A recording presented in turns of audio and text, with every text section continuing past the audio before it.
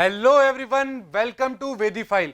अब बात करते हैं electrophilic substitution reaction of aromatic amines की। अब तक हमने किसकी बात करी? एलिफेटिक अमीन्स की हमने बात कर ली है कि किस तरह उनकी केमिकल रिएक्शंस होती है। अब बात करने जा रहे हैं एरोमेटिक अमीन्स की। अब एरोमेटिक अमीन में मैं केवल इलेक्ट्रोफिलिक सब्स्टिट्यूशन रिएक्शन की बात क्यों कर रहा हूं?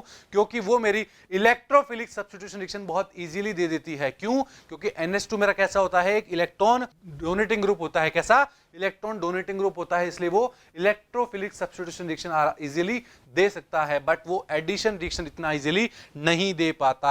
बात क्लियर है? तो देखिए इसमें क्या पढ़ेंगे हम। NH2 group is an activating group. जो मेरा NH2 ग्रुप होता है किसके अंदर? एनिलीन के अंदर, एरोमेटिक अमीन के अंदर, वो मेरा एक्टिवेटिंग ग्रुप होता है and ortho para directing group होता है। क्यों होता है बताइए? Because displacement of lone pair of nitrogen atom towards the ring make it more electron rich। क्या बोला मैंने? जो नाइट्रोजन एटम के ऊपर जो इलेक्ट्रॉन्स होते हैं, मेरे लोन पेयर्स होते हैं, वो बेंजीन रिंग की तरफ क्या करता है? वो डोनेट करता है, और जैसे ही डोनेट करता है तो उस रिंग को क्या बना देता है? इलेक्ट्रॉन रिच बना देता है। दैट मींस अगर उसने रिंग को इलेक्ट्रॉन रिच बना देगा तो वहां पर इलेक्ट्रोफिलिक सब्स्टिट्यूशन क्या होगा? बहुत इफेक्टिवली इजीली हो पाएगा। कहां पर? ऑर्थो और पैरा पोजीशन पर। अब आप सबके मन में क्वेश्चन आ रहा होगा, सर ऑर्थो और पैरा पोजीशन पे इतना इजीली कैसे हो पाएगा? वो बात समझाइए, आपने क्यों बोला ऐसा ऑर्थो और पैरा पे होगा? तो देखिए सबसे पहले मैं वापस रेजोनेटिंग स्ट्रक्चर की बात करता हूं जो हम पीछे पढ़ के आ चुके हैं। देखिए मैंने इन रेजोनेटिंग स्ट्रक्चर्स की बात कर रहा हूं। इन रेजोनेटिंग स्ट्रक्चर में आप क्या देख पा रहे हैं? एक बार नेगेटिव चार्ज आपको सेकेंड स्ट्रक्चर के अंदर ऑर्थो पोजीशन के ऊपर दिखाई दे रहा है। बात क्लियर है?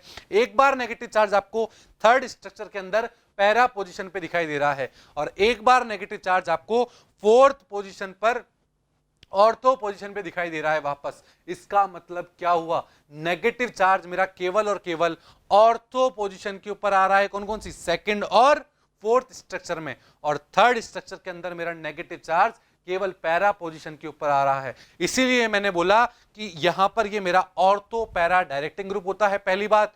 और इलेक्ट्रोफाइल अटैक मेरा केवल और केवल ऑर्थो और पैरा पोजीशन पर ही करेगा। क्यों? क्योंकि वहां पर इलेक्ट्रॉन डेंसिटी क्या है? ज्यादा है। और इलेक्ट्रोफाइल क्या होता है? जिसको इलेक्ट्रॉन्स चाहिए होते हैं। बात समझ में आपको? आगे देखिए, अब मैं सबसे पहले बात करता हूं रिएक्शन में ब्रोमिनेशन रिएक्शन की। किसकी? ब्रोमिनेशन रिएक्शन की बात करता हूं कि किस तरह मेरी ब्रोमिनेशन रिएक्शन होगी। देखिए, aniline undergo bromination reaction to give 2,4,6 tribromo aniline. अगर एनिलीन के रिएक्शन हम ब्रोमिनेशन कराएंगे, एनिलीन का अगर हम ब्रोमिनेशन कराएंगे तो वो हमें 2,4,6 ट्राइब्रोमो एनिलीन देगा। क्यों? Due to higher reactivity of aniline. वहां पर हाई एनिलीन की हाई रिएक्टिविटी होने की वजह से वहां पर ट्राई सब्स्टिट्यूटेड प्रोडक्ट ऑब्टेन्ड होते हुए दिखेंगे हमारे। कैसे होंगे? देखिए रिएक्शन की मैं बात करता हूं। मैंने लिया यहां पर एनिलीन। एनिलीन की रिएक्शन जब मैं 3 मॉलिक्यूल Br2 के साथ कराऊंगा तो मुझे ये प्रोडक्ट फॉर्म होता हुआ दिखेगा। दैट मींस क्या फॉर्म होता हुआ दिखाई? देखिए मेरे को एक एनिलीन है जिसमें सेकंड पोजीशन के ऊपर, फोर्थ पोजीशन के ऊपर और एक सिक्स्थ पोजीशन के ऊपर 3 Br लग चुके हैं। इसका नाम क्या हो जाएगा? 2,4,6 ट्राइब्रोमो एनिलीन फॉर्म होता हुआ दिखा है। दैट मींस एक एनिलीन की रिएक्शन जब कराई है तो मुझे ट्राइब्रोमो एनिलीन फॉर्म होते हुए दिखे हैं। अब ऐसा क्यों हुआ बताइए? हमको तो केवल मोनो सब्स्टिट्यूटेड एनिलीन बनाना है, तो उसके लिए क्या करना पड़ेगा बताइए? To get mono substituted bromo aniline, first NH2 group is protected by acetylation with acetic anhydride. सबसे पहले जो आपको NH2 ग्रुप है जो अपने इलेक्ट्रॉन नीचे की तरफ देता है, रिंग में नेगेटिव चार्ज जनरेट करता है, उस NH2 ग्रुप के इलेक्ट्रॉन को क्या करना पड़ेगा? ऊपर ही रोकना पड़ेगा। और वो कैसे रोका जा सकता है? उस NH2 ग्रुप को प्रोटेक्टेड करके। दैट मींस प्रोटेक्शन करवा के, और प्रोटेक्शन कराएंगे हम एसिटिक एनहाइड्राइड से। दैट मींस सबसे पहले क्या करेंगे हम? सबसे पहले हम उसका प्रोटेक्शन कराएंगे NH2 ग्रुप का। Then carrying out bromination followed by hydrolysis of the substituted amide to get substituted amine. देखिए सबसे पहले मैंने लिया यहां पर एक अमीन का मॉलिक्यूल। क्या लिया है? एक बेंजीन है और उसके ऊपर NH2 लगा हुआ है। दैट मींस एक एनिलीन ले लिया है, या मैं बोल दूं अमीन ले लिया है। इसकी रिएक्शन कराएंगे सबसे पहले हम एसिटिक एनहाइड्राइड से। एसिटिक एनहाइड्राइड क्या होता है? CH3 C double bond O O C double bond O CH3, ये होता है एसिटिक एनहाइड्राइड। बात क्लियर है? अब क्या आपको पता है, अभी हम जब ऊपर बात करके आए थे तो हमने असाइलेशन रिएक्शन की बात करी थी, उसी तरह यहां पर हमारे पास क्या लिया? हमने एसिटाइल ग्रुप लिया है। कौन सा? एसिटिक एनहाइड्राइड ग्रुप लिया है। इसके साथ जब इसकी रिएक्शन कराएंगे उसको बोलते हैं क्या? एसिटाइलेशन।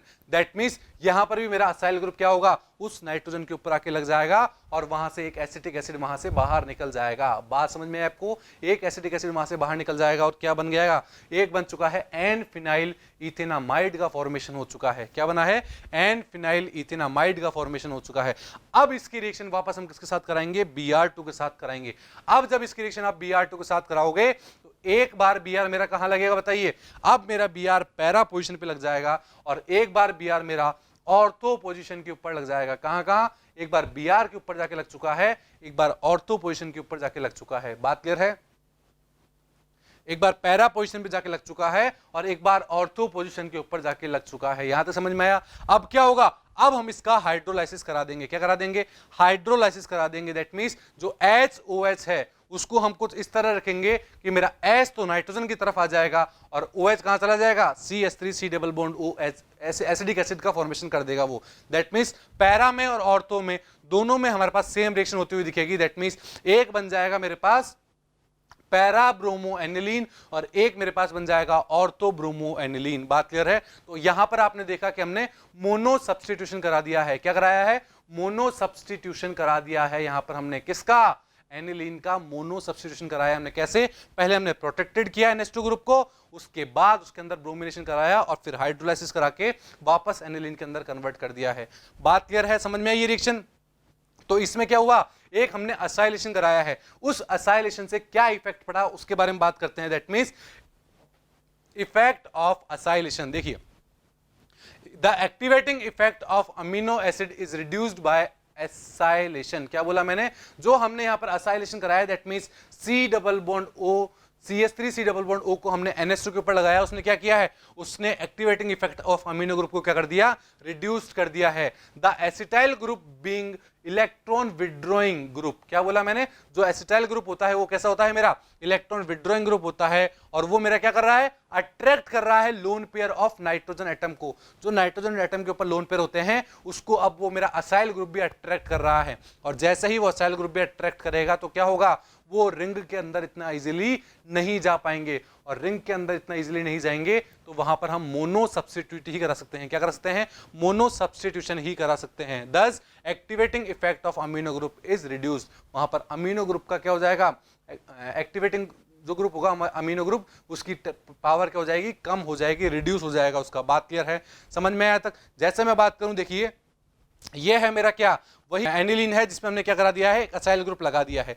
तो इसकी रिएक्शन, बात क्लियर है। अब इसमें क्या होगा, रेजोनेंस देखिए, वो नाइट्रोजन के ऊपर जो लोन पेयर है, अब वो नाइट्रोजन के लोन पेयर मेरे एक तो ये असाइल ग्रुप में भी इन्वॉल्व हैं और वो बेंजीन रिंग के अंदर की तरफ भी आ रहे हैं। मान लीजिए वो ऊपर ही यूज हो चुके, दैट मींस यहां पर आप देख पा रहे हैं कि नाइट्रोजन में पॉजिटिव चार्ज आ चुका है, उसने अपने इलेक्ट्रॉन कार्बन की तरफ दिए तो डबल बॉन्ड कार्बन बन चुका है और C के बाद ऊपर की तरफ CO- फॉर्म हो चुका है और आगे की तरफ एक CH3 लगा हुआ ही है। दैट मींस वो लोन पेयर रिंग में ना आके इस बार ऊपर ही यूज हो चुके हैं, आप देख पा रहे हैं इस रेजोनेटिक स्ट्रक्चर में।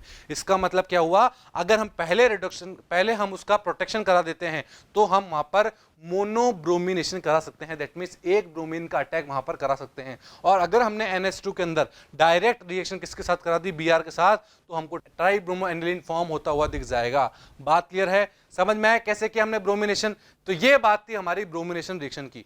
अब मैं बात करता हूं नाइट्रेशन रिएक्शन की, कि नाइट्रेशन रिएक्शन कैसे होगी। देखिए, nitration is carried out by HNO3 which is also an oxidizing agent। जो नाइट्रेशन होता है वो हमारा होता है कंसंट्रेट HNO3 की प्रेजेंस में होता है। द ऑक्सीडेशन प्रोडक्ट और इज ऑल्सो फॉर्म्ड। यहां पर एक ऑक्सीडेशन प्रोडक्ट भी हमारे पास फॉर्म होता है।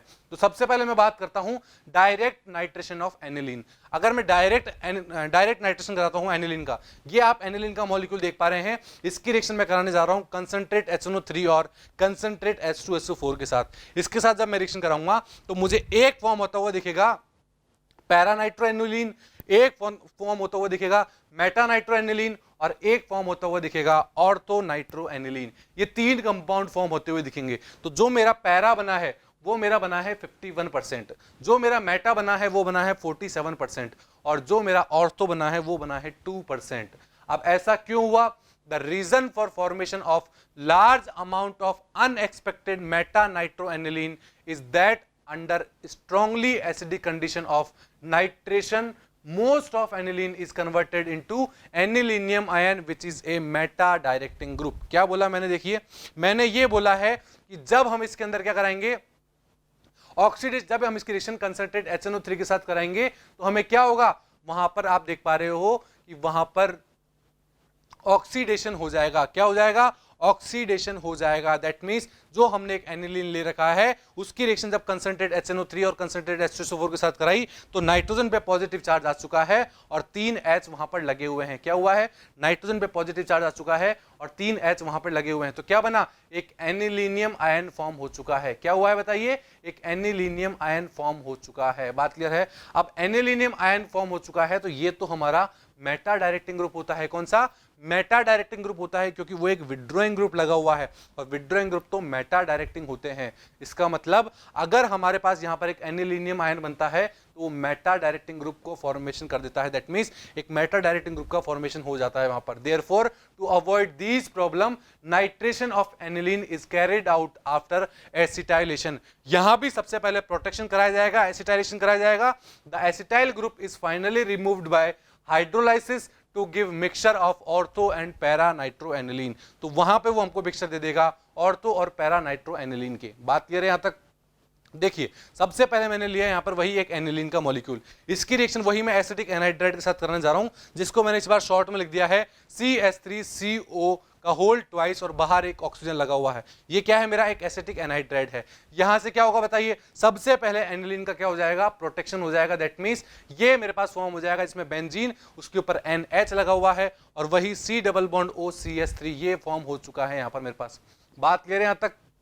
आगे देखिए अब क्या होगा, जब इसकी रिएक्शन फर्दर कंसंट्रेट HNO3 और कंसंट्रेट H2SO4 के साथ कराई जाएगी तो हमारे पास यहां पर मोनो नाइट्रेशन हो जाएगा। दैट मींस एक बार मेरा NO2 ग्रुप ऑर्थो पोजीशन के ऊपर आके लग जाएगा और एक बार मेरा NO2 ग्रुप पैरा पोजीशन के ऊपर आके लग जाएगा। कहां, एक बार ऑर्थो पोजीशन के ऊपर और एक बार पैरा पोजीशन के ऊपर। तो जो मेरा सबसे पहले मैंने बात करी, जो मेरा पैरा पोजीशन के ऊपर NO2 ग्रुप आके लगा है, जो मेरा पैरा पोजीशन के ऊपर NO2 ग्रुप आके लगा है उसका जब हाइड्रोलाइसिस कराएंगे तो पैरा नाइट्रो एनिलीन फॉर्म हो जाएगा और जो मेरा NO2 ग्रुप ऑर्थो पोजीशन के ऊपर आके लगा है उसका जब हाइड्रोलाइसिस कराएंगे तो ऑर्थो नाइट्रो एनिलीन का फॉर्मेशन हो जाएगा। तो यहां पर मेरा मेजर प्रोडक्ट कौन सा होगा बताइए, यहां पर मेरा मेजर प्रोडक्ट होगा पैरा नाइट्रो एनिलीन। कौन सा, पैरा नाइट्रो एनिलीन मेरा मेजर प्रोडक्ट होगा और ऑर्थो नाइट्रो एनिलीन जो होगा मेरा वो माइनर प्रोडक्ट होगा। बात क्लियर है। ये था हमारा क्या, नाइट्रेशन, जिसके अंदर आपने क्या देखा, हम उसकी डायरेक्ट रिएक्शन अगर कराते हैं, क्या बोला मैंने, एनिलीन की रिएक्शन डायरेक्ट आप किसके साथ कराओगे, अगर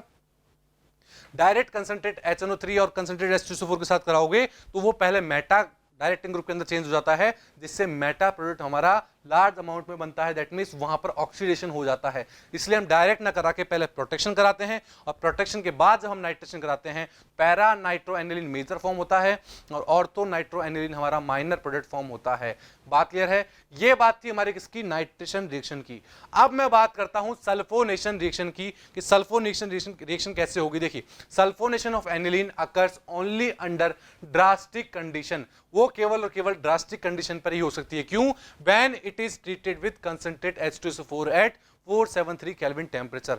और वो भी कब, जब हम उसको कंसंट्रेट H2SO4 के साथ ट्रीट करें एट 475 केल्विन टेम्परेचर के ऊपर। देखिए क्या होता है, मान लीजिए मैंने लिया ये एक एनिलीन, इसकी रिएक्शन जब मैं H2SO4 के साथ कराऊंगा, किसके साथ, कंसंट्रेट H2SO4 के साथ कराऊंगा, तो वो क्या करेगा, वो तो एक एसिड है, H+ डोनेट करेगा। जैसे ही H+ डोनेट करेगा तो बन जाएगा NH3 पॉजिटिव HSO4 माइनस का फॉर्मेशन हो जाएगा। किसका, NH3 पॉजिटिव HSO4 माइनस का फॉर्मेशन हो जाएगा। और जब इसको हम हीट करेंगे 473 केल्विन टेम्परेचर के ऊपर तो वहां से एक वाटर मॉलिक्यूल बाहर निकल जाएगा और जो मेरा SO3H है वो पैरा पोजीशन के ऊपर आके लग जाएगा। That means para amino benzene sulphonic acid form हो जाएगा। क्या, para amino benzene sulphonic acid form हो जाएगा, जिसे सल्फेनिलिक एसिड भी बोलते हैं। क्या, सल्फेनिलिक एसिड भी बोलते हैं। बात क्लियर है। और इन दोनों के बीच में एक ज्यूट्राइन क्या फॉर्म होगा, हमारा ये वाला एक ज्यूट्राइन फॉर्म हो जाएगा जिसमें बेंजीन है, ऊपर NH3 लगा हुआ है जिसमें पॉजिटिव चार्ज है और नीचे SO3 माइनस फॉर्म है। दैट मींस ये एक इंटरनल ज्यूटर आयन फॉर्म होता है। बात समझ में आई यहां तक आपको, बात क्लियर है। अगर मैं बात करूं किसकी, फ्रीडल क्राफ्ट रिएक्शन की, ये बात थी हमारी सल्फोनेशन की। अब अगर मैं बात करूं फ्रीडल क्राफ्ट रिएक्शन की तो aniline does not undergo Friedel Crafts reaction, वो हमारा फ्रीडल क्राफ्ट रिएक्शन नहीं देता है। क्यों, due to salt formation with AlCl3। वो AlCl3 के साथ क्या करता है, एक सॉल्ट का फॉर्मेशन कर लेता है, इसलिए वो हमारा फिटलक्राफ्ट रिएक्शन नहीं देता। Due to this nitrogen atom of aniline acquires positive charge and act as strong deactivating group. जैसे ही वो सॉल्ट फॉर्मेशन करेगा तो नाइट्रोजन के ऊपर क्या जाएगा, पॉजिटिव चार्ज आ जाता है, और पॉजिटिव चार्ज अगर नाइट्रोजन के ऊपर आ गया तो वो एक डीएक्टिवेटिंग ग्रुप हो जाता है एक्टिवेटिंग ग्रुप की जगह। बात क्लियर है? तो ये सब क्या थी हमारी, ये सब थी electrophilic substitution reaction in aniline, कि एनिलीन के अंदर इलेक्ट्रोफिलिक सब्स्टिट्यूशन रिएक्शन कैसे होती है। बात क्लियर है? आई होप आपको ये सब समझ में आया होगा। Thank you.